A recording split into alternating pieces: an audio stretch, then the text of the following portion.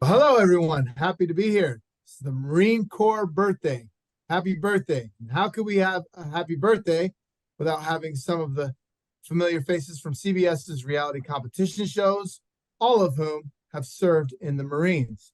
We have a champion of Survivor, season 35, and a vet of the challenge, Ben Driebergen. We have the winner of the Amazing Race 30 and house guest on Big Brother, Cody Nickson, and a competitor from the current season of The Amazing Race, airing Wednesdays at 9:30 on CBS, Yeremi Hykel. All right. Well, thank you all for being here. I really, really appreciate you. First, do you think that the training that you had in the Marines helped you in competition on the challenge and in Survivor? And if so, what way?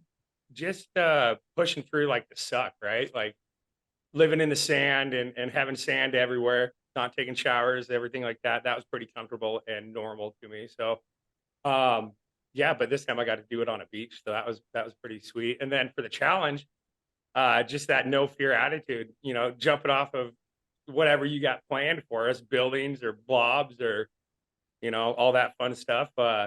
Yeah, just that no fear, go-getter attitude, I think is probably a benefit in some of these shows. All right. And Cody, how about you? There's always an objective on the Amazing Race. You have to complete the next task and the next task. And I had the ability to stay focused on these things and make decisions. You have to be very deliberate about your decision making on the Amazing Race, and that's what I did. And it wasn't life or death, but every decision mattered, and that's what ended up getting us to a win.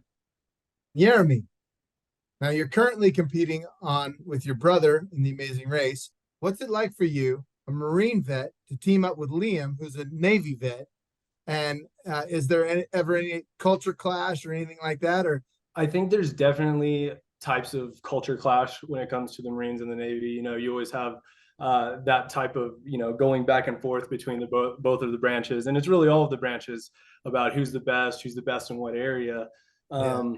But going through the race, I feel like we didn't end up getting that type of clash. I think the synergy between us ended up really helping us in the long run. I mean, Liam he was in intelligence in the Navy, so he's really good at being decisive and distinguishing things from what they aren't and what they are, and being able to plan ahead. And from my strengths in the Marine Corps, I'm very adverse in being able to be in high stress environments and just being able to keep your head on. I mean, in the Amazing Race, kind of like what Cody was saying, is there's always an objective, right? You know what I mean? And there's 1,000 things going on around you.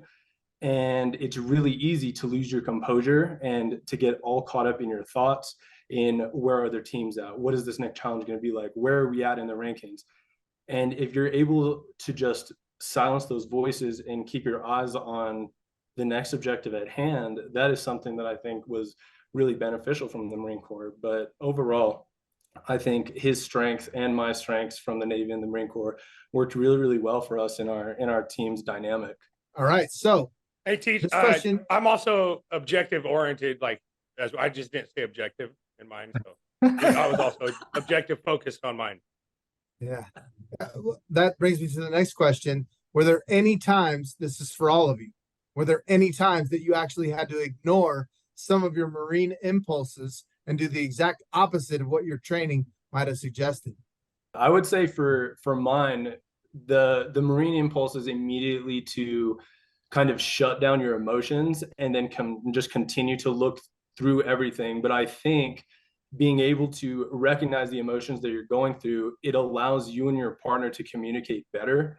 And that's all you can rely on. There's nobody else out there that's there to help you. And half the people that you ask don't even want to help you half the time. So being able to be emotionally vulnerable helps to secure a bond of trust and communication between you and your partner that are going through this intensely stressful competition that you're in.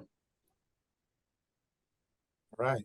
And Ben, you've been very open about suffering from PTSD after your battle experience.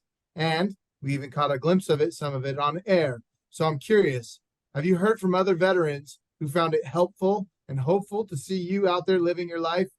It's going to be there regardless. So you either live with it and hang out with it, or you try to fight it. And so being able to go on these shows and do what I get to do, you know, I guess with that, you know, is if it gives someone else hope, it's worth it. All right, I like it. If you had to compete on a TV show that you haven't been on, which one would you like to try? Well, TJ, as I have you here at my face, I think my first option is definitely got to be the challenge, dude. All right, that's what I like to hear. I just gotta say it, bro. Watching all y'all's seasons, all the challenges and all the different things that you guys do is incredible. I think it's really fun, and I think so many of the challenges are so intricate, and they're not just physical; they're mental.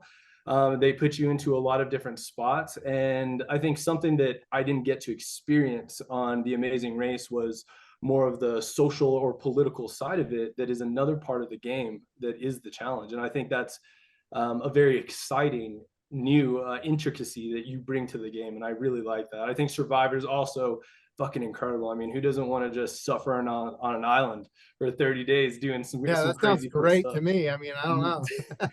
That's what I was saying. So to answer your question, TJ, it would definitely be the challenge of probably Survivor, I think. All right, beautiful. Cody, what about you? Funny you ask. I was actually asked to be on the challenge, or at least go through the process this year, and then I was rejected. So there's that. What? Yeah. Look at you. I'm glad that that's your face. Ben, what about you? Is there any other show that you'd like to be on? Dude, well, what ones are there? I've always wanted to dance. I've always wanted to learn how to dance. Dance with the Stars. Put me on there. You look like a dancer, Ben. Okay, all right. Dude, right. I can figure it out. That's a good one. What would each of you like to say to the entire Marine community on this 248th birthday of the Marine Corps? Keep your heads up, keep fighting, keep that warrior spirit within the Marine Corps. I think in the last couple of years, we've had a really big issue with not honing in on that warrior spirit and making sure that we stay true to what the Marine Corps is and what it's always been is America's best warfighter. And I think we need to continue keeping that going forward and just to always look at the best positive outlook in all the situations that you're going to be in, because you're going to be in some of the greatest in your life and you're going to be in some of the worst of your entire life, but you're going to remember both of them for the rest of your life, and you're going to remember the people that are around you. So just cherish every single moment, but at the same time, just keep on being war fighters. Hoorah.